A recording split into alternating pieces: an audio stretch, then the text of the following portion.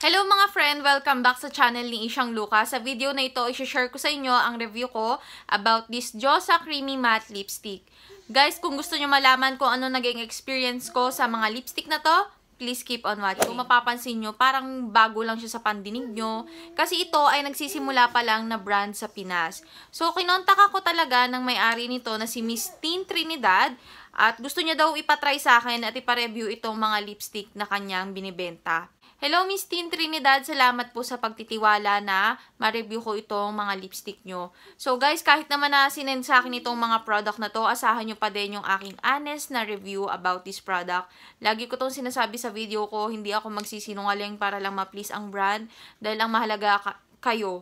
Ang mahalaga sa akin yung matulungan ko kayo, itong mga review ko ay maging guide nyo. In terms of application, impressive tong mga lipstick na to. Kailangan i-build mo yung kanyang opacity, meaning kailangan 2 to 3 layers yung ilagay mo para makita mo talaga yung kulay, maganda yung kanyang pagka-apply sa labi. Madali naman siyang i-apply, smooth siya sa labi, madali siyang i-glide, hindi siya patchy, hindi siya flaky.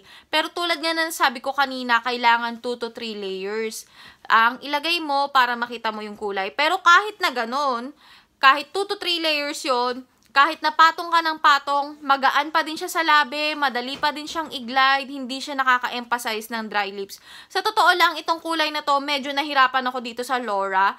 Kasi yung, kung mapapansin nyo yung dito, medyo nag-dark na. Hindi masyadong maganda yung kanyang pagkalapat sa labi ko, yung kulay.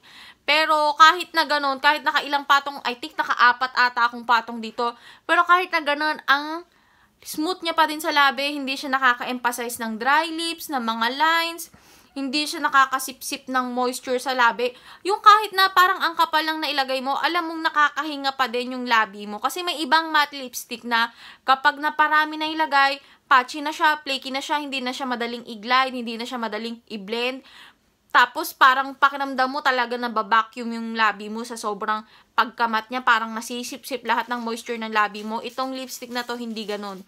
Kahit madami kang layer, nahirapan ka sa pag-blend ng kulay, pag-build ng opacity, hindi ka mahihirapan in terms na sa texture niya. Isa pa ang na-notice ko dito, super bilis niya mag-set. As in, kapag nilagay mo tong sa taas, tapos nag-a-apply ka na dito sa baba, may kita mo yung taas, nakaset na siya. Hindi mo pa tapos na i-apply na sa baba, nakaset na siya agad. Ganun siya kabilis mag-set. Tapos, itong lipstick na to, ang ganda ng kanyang consistency. Hindi siya masyadong makapal.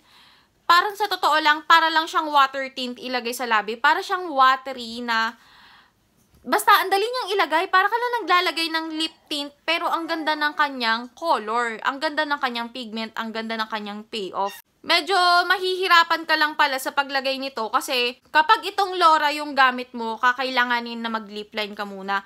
Kasi kanina nung nilagay ko siya, lumampas siya dito. So medyo nahirapan akong burahin or ano kasi kailangan i-retouch ko pa ulit yung foundation kasi nga matindi yung kulay na to kaya pag lumampas siya talagang kitang-kita. So I suggest na gumamit kayo ng lip liner. Ito naman dalawa na to, wala naman siyang problema sa akin. Yun nga lang, kailangan i-build mo yung kanyang color kasi nga mas light siya. Nga pala, itong lipstick na to, amoy siyang candy. Para sa akin, Monami, pero ang sabi ng asawa ko, yung amoy ng lips candy. Pag naaamoy ko to, parang naisip ko yung mga batang 90s, yung mga usong candy noon, kasi ang bango niya talaga. Pero kahit na mabango siya, hindi siya bothering, kasi may ibang tao tulad ko na allergic ako sa mga pabango. Pero ito, hindi ako nahihilo dito or kung ano man. Guys, di ba mabilis nga siyang mag-set? After niya mag-set, kahit ikaskas mo pa, walang kakasat, walang magbi-bleed, walang magta-transfer, so talagang kiss-proof siya. So, yun nga, kung in terms nga ng application, sobrang nagustuhan ko tong lipstick na to. Ang itetest na lang natin ay yung wear test, or kung paano siya mag-wear sa akin kapag kumain na ako, uminom na ako ng tubig, or kung ano-ano. So, alamin natin kung ano ang magiging performance niya. So, guys, pasensya na sa ilaw kasi nandito ako sa sasakyan. Kumakain ako ngayon ng chichirya. Ito yung may cheese siya. And tingnan natin kung magkakaset ba to. Pasensya na dito ako natitingin kasi front cam yung gamit ko. So, alis kasi kami ngayon. Siyempre, hindi kompleto ang chichirya pag walang coke. So, bumili kami sa konbini and ito na yung tsura ng lipstick. Hindi ko masyado makita eh. Mamaya na lang pag may magandang ilaw, i-update ko sa inyo. Mag-11 na, magpa 4 hours na to sa labi ko. Pero ganun pa din siya. Kumain na ako ng chichirya, ng coke. Uminom na ako ng coke. Tsaka ng chocolate, kumain na. Pero Wala siya masyadong natanggal. Naka-stop over kami ngayon. Kakain kami ng baong adobo at nilagang itlog, tsaka kanin. So, tingnan natin kung mawawala siya.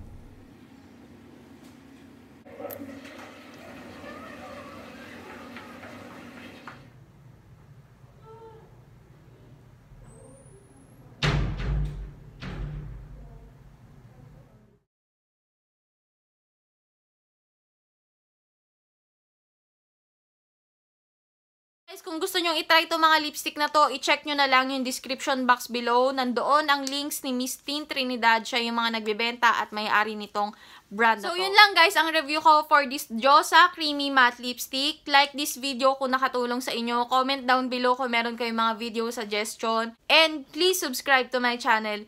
Yun lang. See you on my next one. Bye! Mwah! So calm on your attitude. Girl, you gotta relax.